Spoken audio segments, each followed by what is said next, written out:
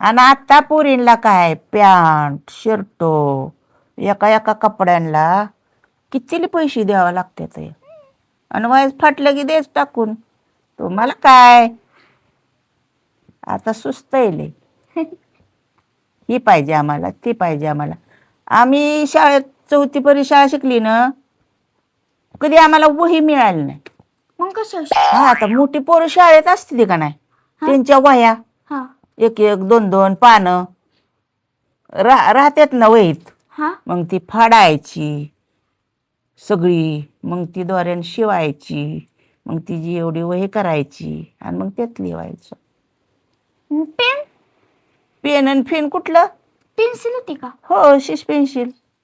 हम्म. नाहीतर ती बरू बरू दौत शाय त्यात बुडवून ते, लिहायचं, टोक काढायचं आणि ती त्या शाईमध्ये शाईमध्ये बुडवायचं आणि आणि मग लिहायचं. एवढं भारी अक्षर येत होतं त्या बरून. छान छान.